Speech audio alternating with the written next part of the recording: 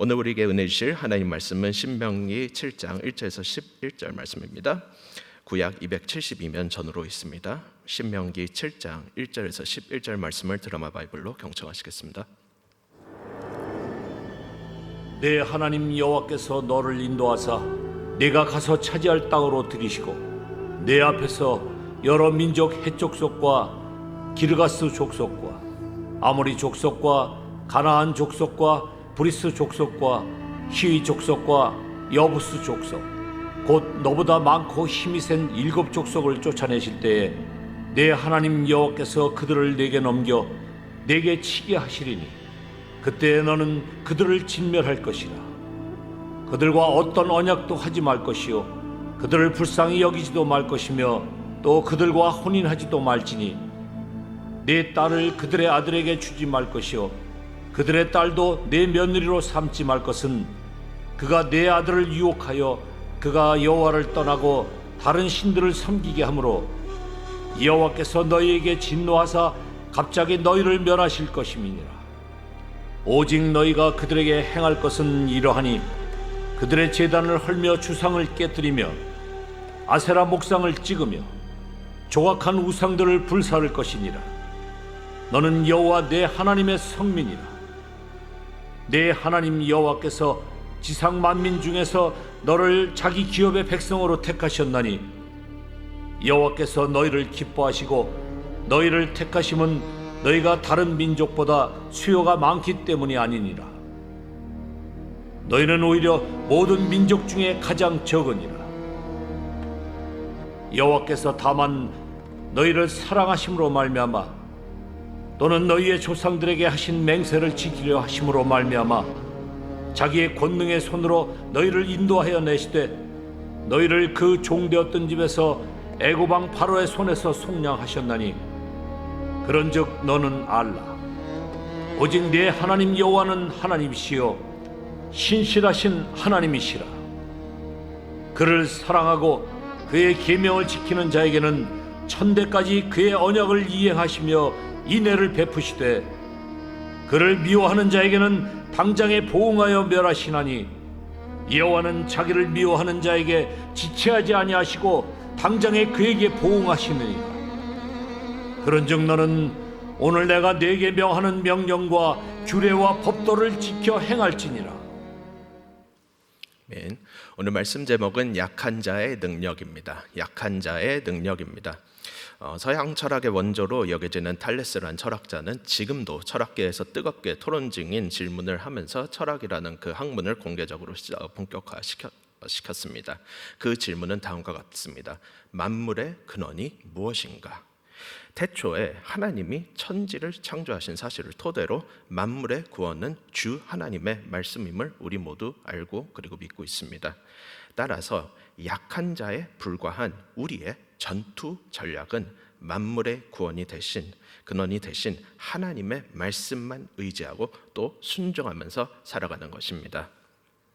다음 세대를 위해 열심히 설교하고 있었던 모세는 이스라엘 또한 주 앞에서는 약한 자의 불과함을 강조하였습니다. 우리가 나중에 묵상하게 될 신명기 9장 6절과 7절을 제가 한번 읽어보겠습니다. 그러므로 내가 알 것은 내 하나님 여호와께서 내게 이 아름다운 땅을 기업으로 주신 것이 내 공의로 말미암음이 아니니라. 너는 목이 곧은 백성이니라. 너는 광야에서 내 하나님 여호와를 경노하게 하던 일을 잊지 말고 기억하라. 내가 애굽 땅에서 나오던 날부터 이곳에 이르기까지 늘 여호와를 거역하였을 때. 모세는 여호와 하나님을 거역한 그 출애굽 1세대의 실패를 토대로 해서 약한 자의 능력이란 게 대체 무엇인지를 처음으로 깨달았습니다. 바로 그 능력을 가나안 전투 전략으로 삼으라고 지금 출애굽 2세대에게 선포하는 장면이 바로 오늘의 본문입니다. 우리 함께 1절을 읽어보도록 하겠습니다. 시작. 내 하나님 여호와께서 너를 인도하사 내가 가서 차지할 땅으로 들이시고 내 앞에서 여러 민족 헷 족속과 기르가스 족속과 아모리 족속과 가나안 족속과 브리스 족속과 히위 족속과 여부스 족속 곧 너보다 많고 힘이 센 7 족속을 쫓아내실 때에. 우선 모세는 출애굽 제2세대에게 이들이 대적하게 될 적군들을 소개하고 있었습니다. 1절에서 그 나온 7족속 이름을 다 열거한 것은 가나안에 존재하는 그 강력한 민족들을 보여주기 위해서였습니다. 이 7족속이 가나안의 모든 민족을 빠짐없이 열거한 것은 아닙니다. 그러나 가나안에 발을 디디는 순간 긴장의 끈을 놓지 말아야 할 것을 강조한 것이었습니다. 결국 모세는 스포츠로 치면은 너네들 절대 뒤떨어지지 않는다, 너넨 이길 수 있다, 이렇게 얘기한 게 아니었습니다. 오히려 모세는 이스라엘의 다음 세대에게 그들이 대적할 이 가나안 사람들은 막강한 자들이라고 평가를 했습니다. 선택받은 자들도 여전히 약한 자에 불과함을 지금 모세는 얘기해주고 있는 것이었습니다. 여기서 모세는 패배가 확정되었으니 포기하라, 이렇게 얘기하는 게 절대 아니었습니다. 이것은 승리의 원천인 약한 자의 능력이 무엇인지 이해시켜주기 위한 맥락에 불과한 것이었습니다. 제가 1절과 2절 전반부를 읽어드리겠습니다. 내 하나님 여호와께서 너를 인도하사 네가 가서 차지할 땅 가나안으로 들이시고 내 앞에서 너보다 많고 힘이 센 7족속을 쫓아내실 때에 내 하나님 여호와께서 그들을 내게 넘겨 내게 치게 하시리니. 가나안 대적들은 약한 자에 불과한 우리보다 강하지만 여호와 하나님께서는 훨씬 더 강하다고 모세는 여기서 얘기했습니다. 만물의 구원, 만복의 구원이 되시는 그 하나님께서는 우리와 같이 약한 자의 능력이 되신다고 선포한 모세였습니다. 우리 각 개인의 능력에 의존할 것이 아니라 하나님과 그의 말씀에 의존하면서 싸움터로 나가라는 모세였습니다. 그 싸움터에 나갔을 때의 구체적인 전략이 2절 후반부에서 5절이 말하는데 제가 읽어드리도록 하겠습니다. 그때에 너는 그들을 진멸할 것이라. 그들과 어떤 언약도 하지 말 것이요 그들을 불쌍히 여기지도 말 것이며 또 그들과 혼인하지도 말지니 내 딸을 그들의 아들에게 주지 말 것이요 그들의 딸도 내 며느리로 삼지 말 것은 그가 내 아들을 유혹하여 그가 여호와를 떠나고 다른 신들을 섬기게 하므로 여호와께서 너희에게 진노하사 갑자기 너희를 멸하실 것임이니라. 오직 너희가 그들에게 행할 것은 이러하니 그들의 제단을 헐며 주상을 깨트리며 아세라 목상을 찍으며 조각한 우상들을 불사를 것이니라. 모세는 크게 5개의 전략을 여기서 세웠습니다. 첫째, 그들을 그냥 다 없애버려라. 둘째, 적군과 언약을 절대로 맺지 말아라. 셋째, 적군에게 동정심 조금도 느끼지 말아라. 그리고 넷째, 그들과도 결혼하지 말아라. 그 다음에 마지막 5번째가 우상 숭배 매체를 지금 당장 없애버려라. 이 5가지였습니다.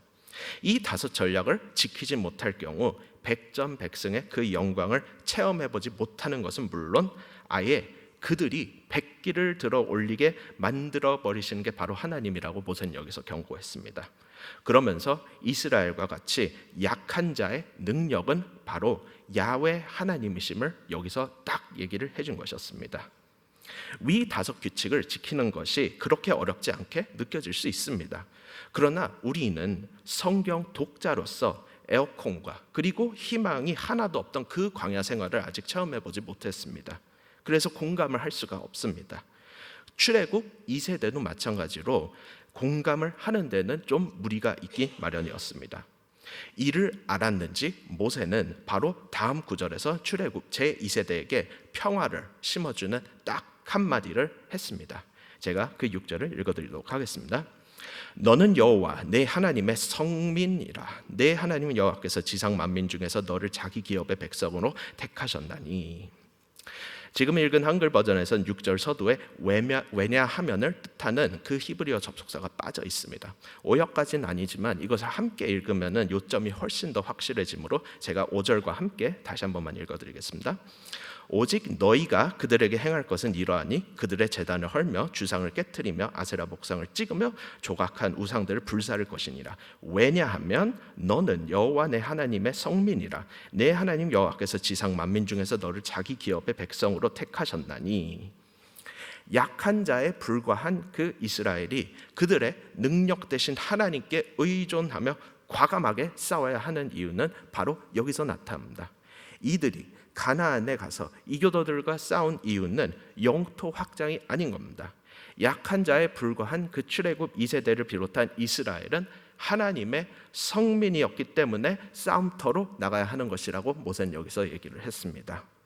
그렇다면 대체 왜 출애굽 2세대를 비롯한 이스라엘은 하나님의 거룩한 전사로 부름을 받은 것이었을까요? 7절과 8절이 그 답변을 제공하는데 제가 읽어드리겠습니다.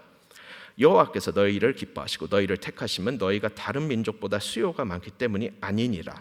너희는 오히려 모든 민족 중에 가장 적으니라.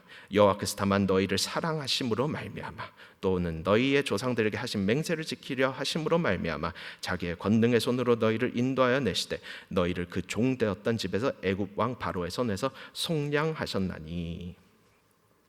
하나님은 숫자를 보고 이스라엘을 택하신 게 아니었습니다. 모세는 심지어 약한 자에 불과한 이스라엘이 여호와의 인도가 없다면 그냥 끝이라고 단도직입적으로 얘기를 했습니다. 그 정도로 약한 자들인 이스라엘을 거룩한 백성으로 택하신 이유가 뭘까요? 8절이 말하듯이 사랑 그 하나였던 것입니다. 그 크신 하나님의 사랑 단 하나 때문에 500년 전 메소포타미아의 이교도 아브라함을 비롯한 조상들은 그들이 큰 민족 하나를 이루게 될 거라 맹세해 주셨습니다. 말로 다 형언을 못하는 그 사랑 때문에 430년간의 혹된 노예 생활도 끝이 날 수 있었습니다. 그럼에도 성경 독자는 여기서 사랑의 하나님께서 이스라엘 그리고 우리와 같이 약한 자를 거룩한 백성으로 불러주신 데에 대해서는 사실 직접적인 답변은 받지 못합니다. 우리를 거룩한 백성으로 여겨주신 하나님의 그 거룩하심은 전혀 다른 수준이므로 우리가 사실은 알 방도가 없습니다. 이것에 대해서 이사야 선지자가 잘 얘기를 해줬는데 6장 3절을 제가 한번 읽어보겠습니다. 서로 불러 이르되 거룩하다 거룩하다 거룩하다 만군의 여호와여 그의 영광이 온 땅에 충만하다 하더라.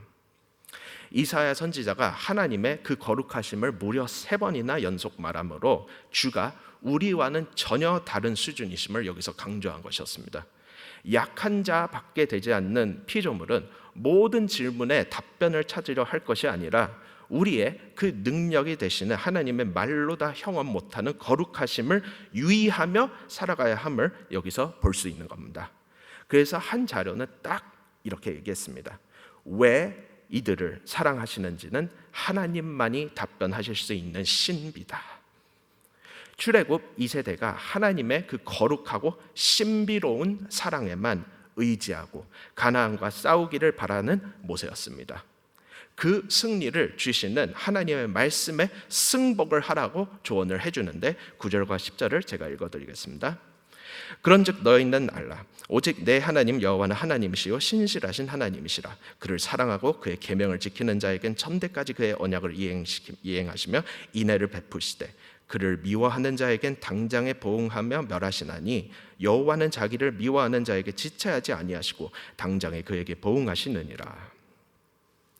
모세는 신명기에서 만유의 주제 대신 하나님의 말씀에 승복을 할 때 축복을 받고 반기를 들어 올릴 시에는 처벌을 받게 되는 이분법적 사고를 고수했습니다.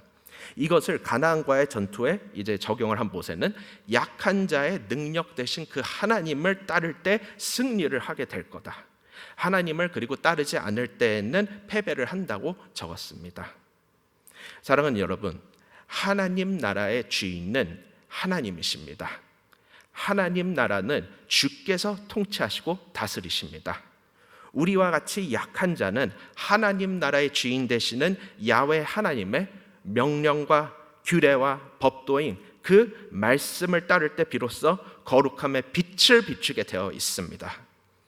결국 우리와 같이 약한 자의 능력은 하나님의 말씀입니다. 마지막 11절과 내일 본문 12절을 통해 약한 자의 능력인 말씀을 지켜 행할 것을 다 함께 작정했으면 좋겠습니다. 우리 함께 읽어보겠습니다. 시작. 그런즉 너는 오늘 내가 내게 명하는 명령과 규례와 법도를 지켜 행할지니라.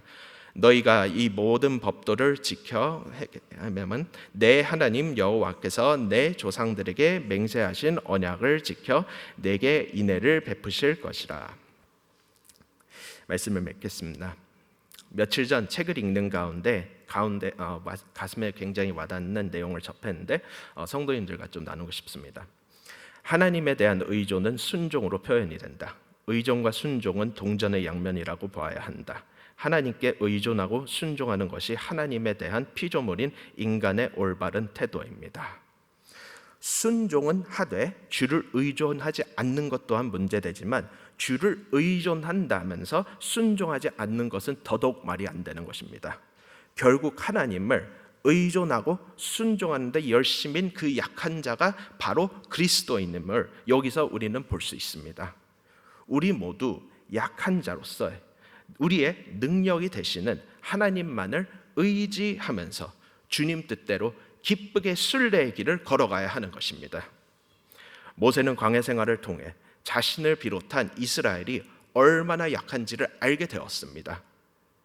모세도 오늘 약한 자밖에 되지 않는 자신의 후손들에게 그들의 능력이 되시는 하나님만 의지하고 순종하며 살아가라 부탁을 한 것이었습니다. 우리 또한 매일 광야 생활을 하면서 나 자신이 얼마나 약한지 더욱 확실히 알아가게 됩니다.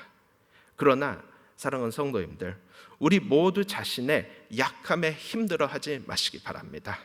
왜냐하면 나같이 약한 자의 능력은 오직 주 하나님과 예수 그리스도시기 때문입니다.